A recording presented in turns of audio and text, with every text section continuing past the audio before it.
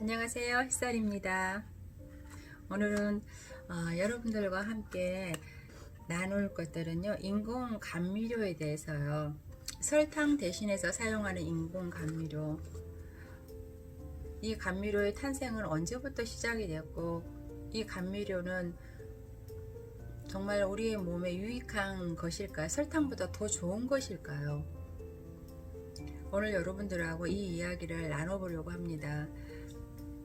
그 중에서 무설탕이라고 과대 광고를 많이 하는 식품들, 비만을 일으키는 가장 인기 있는 화학물질 역시 감미료입니다. 음식과 음료수 제조업자들은 이 감미료에 대해서 죄책감은 없습니다. 칼로리는 없다, 제로 탄수화물 같은 표어를 사용하고 과대 광고를 합니다. 진실은 그다지 달콤하게 들리지는 않는 것입니다. 공포로 표기된 모든 제품이 다 화학자들이 연구실에서 만든 것이고, 설탕 대체품은 많은 독성 화학 물질로 만들어지고 신체의 불균형과 우울증, 관절염, 알츠하이머, 파킨슨, 심지어는 암과 같은 질병으로 연관됩니다.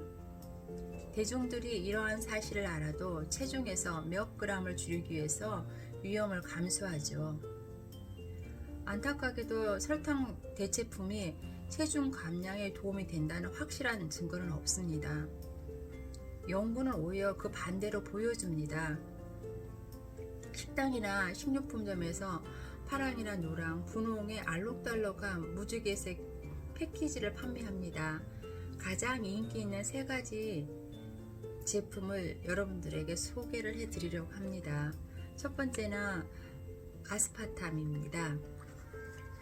가장 인기 있는 블루패킷 감미료인 아스파탐은 6,000개가 넘는 소비자 제품, 탄산음료 안에는 콜라, 저탄고지 음료들, 또 요구르트, 어린이들이 많이 먹는 요구르트, 껌, 샐러드 드레싱, 그리고 종합 비타민제까지 들어가 있습니다.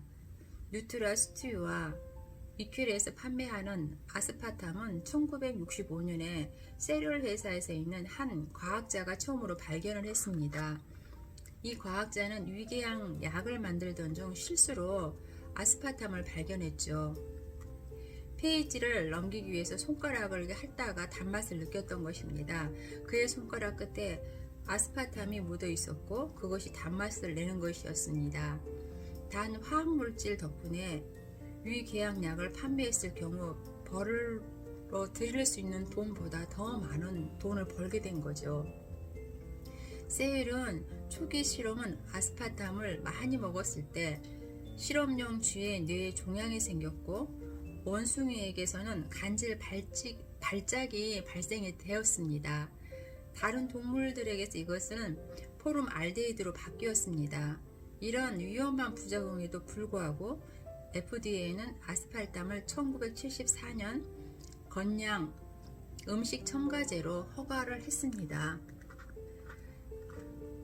세인트루이스의 워싱턴 대학의 명성 있는 뇌연구원 존 올리를 포함한 많은 과학자들이 이 데이터를 검토했습니다.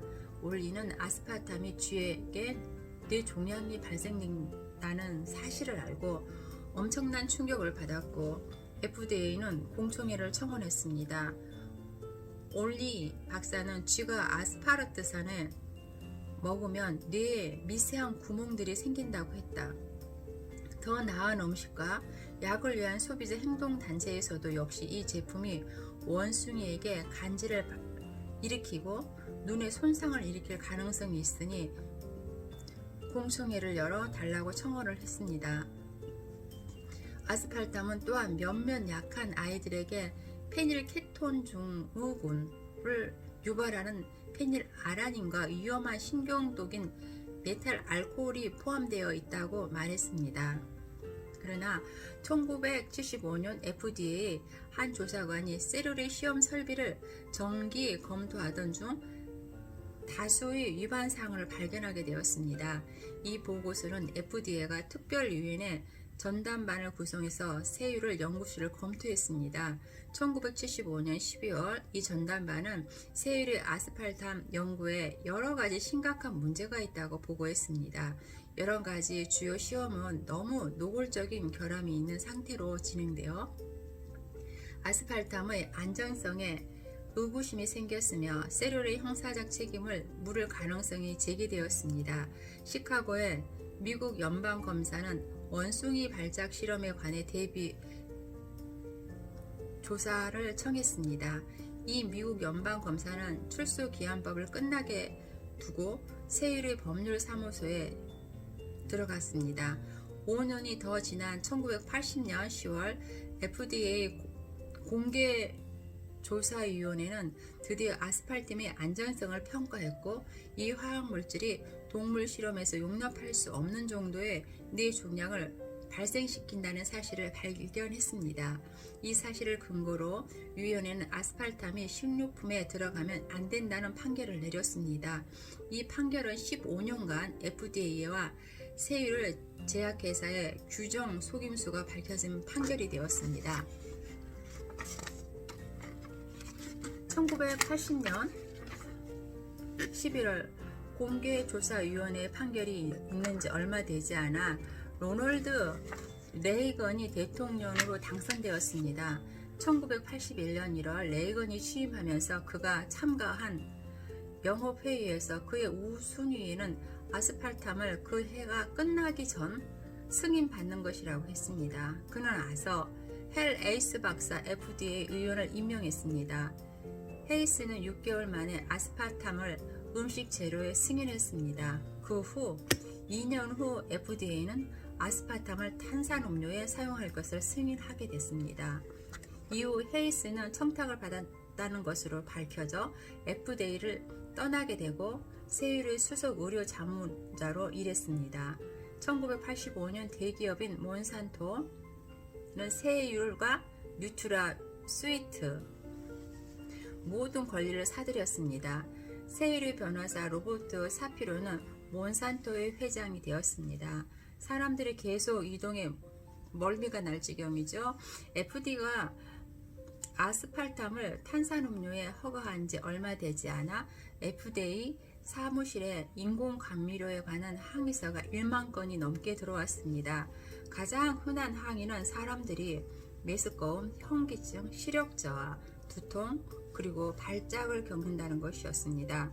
FDA는 질병대책센터에 연락해 불만을 검토하라고 했습니다. 센터는 25%의 항의가 아스팔탐 섭취를 중단하면 멈추고 재섭취하자 발생한다는 사실이 발견했습니다. 드디어 증명된 것입니다. CDC 발견은 FDA에 전달되었지만 보고서는 무시되었습니다. FDA는 왜 도움을 청한 단체의 보고서를 무시한 걸까요? FDA가 CDC의 보고서를 받는 그날 펩시콜라가 아스파탐으로 전환한다는 광고를 언론에 냈습니다. 펩시의 발표와 매우 극적인 마케팅으로 뉴트라 스위트가 유명해졌습니다.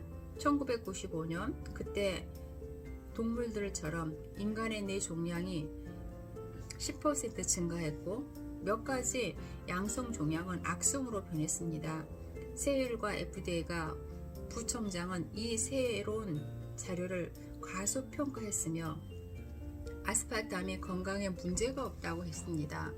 1997년 같은 FDA 관련한 임상연구 부회장이 되었습니다. 또 세율입니다. 오늘날까지 음식 첨가물로서의 아스파탐 거부 반응에 대한 불평이 접수되고 있습니다. 1994년 2월 미국의 보건사회복지부는 FDA에 보고된 부작용 목록을 보여주었습니다. 아스파탐은 FDA의 이상 반영 교육에 보고 모든 부작용의 75%에 해당합니다. FDA는 아스파탐으로 인한 92가지가 공식적인 부작용으로 나열되어 있습니다. 불안, 관절염, 체중 증가에서 죽음에 이르기까지. 하지만 아직도 법적으로 식품으로 사용이 가능합니다. 아스파탐의 주 성분인 페닐알레닌은 정신적 기능 상태를 방해하고 신경계를 무너뜨릴 수 있습니다. 다이어트 탄산음료에서는 신경 독성의 역할을 해 퇴행성 질환을 일으킬 수 있습니다. 1980년대의 배우 마이클 제는 폭스가 펩시 광고를 했고 그의 계약 후반기에는 다이어트 펩시만을 홍보했습니다. 이 시간 동안 그는 다이어트 콜라 열렬한 소비자가 되었습니다. 그 후에 역사상 파킨슨병에 걸린 가장 어린 사람이 되었습니다. 왜 그는 29세라는 어린 나이에 이 병에 걸렸을까요? 뇌의 멜틴 디아스파르트산염은 파킨슨병과 관련된 신경 독성의 원인입니다. 아스파르트산염은 아스파르탐이 대사작용을 할 때 분비되는 물질로 NMDA 수용체에 직접적인 영향을 끼칩니다. 그래서 아스파탐은 주기적으로 섭취하면 이런 수용체에 손상을 입혀 파킨슨병을 유발할 수 있는 것입니다. 알츠하이머도 이 화학물질에 많이 노출되는 것과 관련이 있습니다. 브리드민 박사는 이렇게 말하고 있습니다. 라이프타임 방송에서 아침 건강식에 대해 말하면서 2부 특집에서는 인공 감미료의 위험성을 밝히기로 했다. 나는 마이클 젠 폭스의 파킨슨병과 그의 탄산음료 섭취의 연관성에 대해 말하고 싶었지만 라이프타임의 법률팀 및 대본을 검토한 후 그 부분을 삭제했습니다.